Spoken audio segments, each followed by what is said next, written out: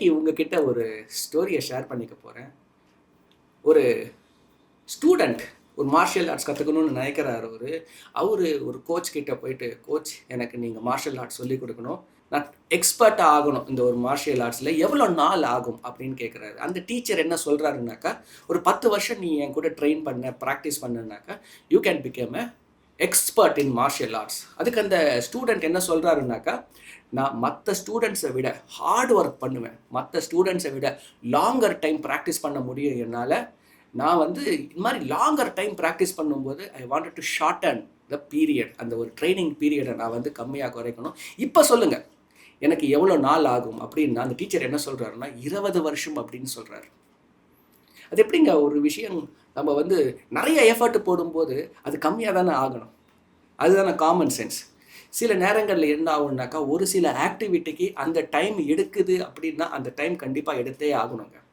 ஒரு சீடு இருக்குது, அந்த சீடை நீங்கள் மண்ணுக்குள்ளே புதைச்சி வச்சுட்டு எனக்கு இம்மீடியட்டாக அந்த ஒரு ஃப்ரூட் வேணும்னு கேட்டால் ஃப்ரூட் வராது.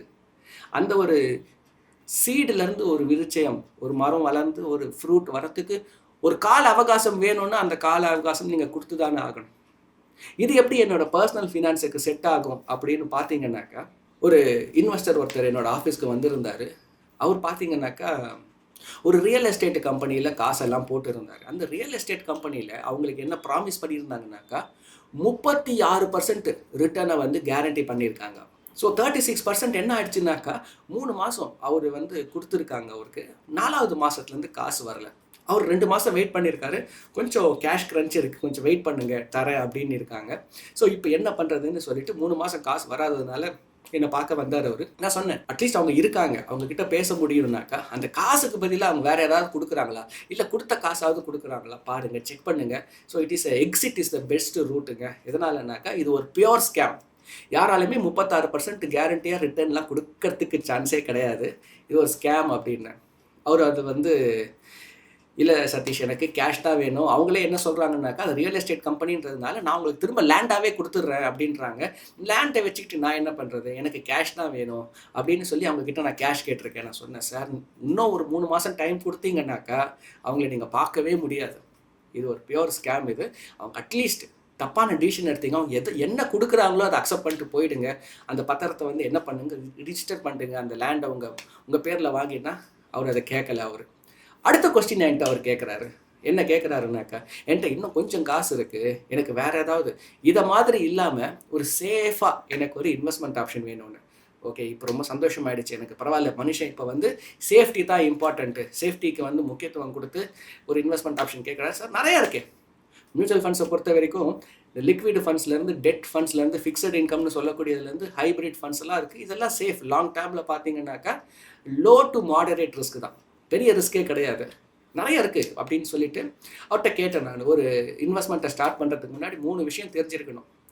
ரிட்டர்ன் எக்ஸ்பெக்டேஷன் என்னென்னு தெரியணும், ரிஸ்க் எடுக்கக்கூடிய கெப்பாசிட்டி தெரியணும், டியூரேஷன் தெரியணும். அவரோட டியூரேஷன் தெரியும், ரிஸ்க் எடுக்கக்கூடிய கெப்பாசிட்டியும் தெரியும். ஸோ ரிட்டர்ன் எக்ஸ்பெக்டேஷன், இந்த டைம் அவர் எவ்வளோ ரிட்டர்ன்ஸ் வந்தால் பெட்டர்னு நினைக்கிறாரு. சார் எவ்வளோ ரிட்டர்ன்ஸ் வேணும்னு கேட்கும்போது அவர் சொன்ன ஒரு ரிட்டர்ன்ஸ் பார்த்தீங்கன்னாக்கா 24% பெர் ஆனம், 24% கேரண்டியாக வேணும், கண்டிப்பாக எனக்கு கிடைக்கணும். அது மாதிரி ஏதாவது இன்வெஸ்ட்மெண்ட் பிளான் இருக்கா, சேஃபாக இருக்கணும், 24% வேணும்னு கேட்குறாரு.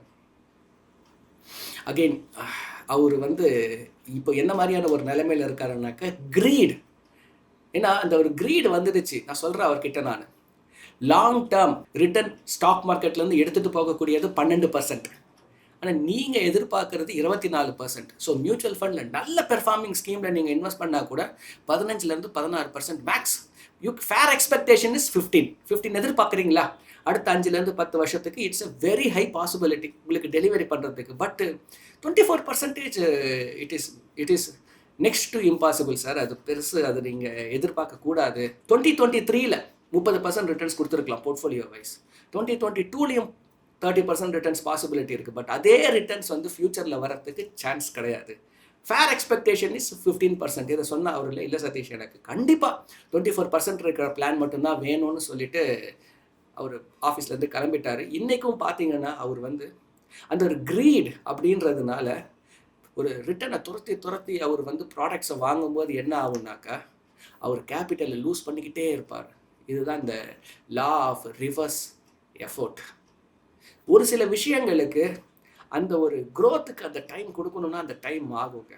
ப்ரொஃபஷனில் பார்த்தீங்கன்னா அந்த எக்ஸ்பீரியன்ஸ் வர்றதுக்கு ஒரு டைம் வேணும்னா அந்த டைம் தேவைப்படும்.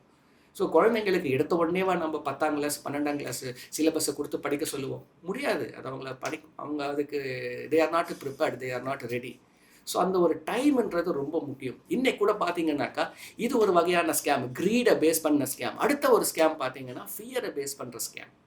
நிறைய பேருக்கு கால்ஸ் வந்துக்கிட்டே இருக்கும். நாங்கள் ஃபெட்எக்ஸ்லேருந்து கால் பண்ணுறோம், நீங்கள் வந்து ஒரு பார்சலை அனுப்பிச்சிருக்கீங்க, தாய்வானுக்கு அனுப்பிச்சிருக்கீங்க, சைனாவுக்கு அனுப்பிச்சிருக்கீங்க, நீங்கள் அனுப்பிச்ச பார்சலில் ஏதோ ஒரு நார்காட்டிக் சப்ஜெக்ட்ஸ் இருக்குது அப்படின்னு சொல்கிறாங்க. அவங்க என்ன பண்ணுறாங்கன்னா மக்கள் வந்து உடனே பயந்துடுறாங்க. ஓ, கஸ்டம்ஸ்லேருந்து கால் பண்ணுறாங்களே, இப்போ நம்ம மாட்டிக்கிட்டோமேன்னு. அனுப்பாத ஒரு பார்சலுக்கு அவங்க அவ்வளோ பயப்படுறாங்க. ஸோ என்ன பண்ணுறாங்க, அந்த ஒரு ஃபியரை பயன்படுத்தி 1,75,000 2,00,000 நிறைய பேர் அவங்க காசை இழந்திருக்காங்க. நிறைய போலீஸ் கம்ப்ளைண்ட்ஸ் இருந்துகிட்டு இருக்கு. ஸோ இன்னைக்கு இந்த ஸ்கேம் பார்த்தீங்கன்னாலே ஒன்று க்ரீடு இல்லை ஃபியர். இது 2 விஷயத்தை பேஸ் பண்ணி தான் ஸ்கேம்ஸ் நடந்துக்கிட்டே இருக்கு. நீங்கள் இந்த ஒரு காமன் சென்ஸை மட்டும் லூஸ் பண்ணாதீங்க. நீங்கள் எதிர்பார்க்கக்கூடிய ஒரு ரிட்டர்ன் ஃப்ரம் இன்வெஸ்ட்மெண்ட் ப்ராடக்ட் நார்மலாக 12% ஒரு 15%. ஸோ அப்படி யாராவது வந்து 15% கொடுக்க முடியும்னாக்கா நல்ல ப்ராடக்ட் அது.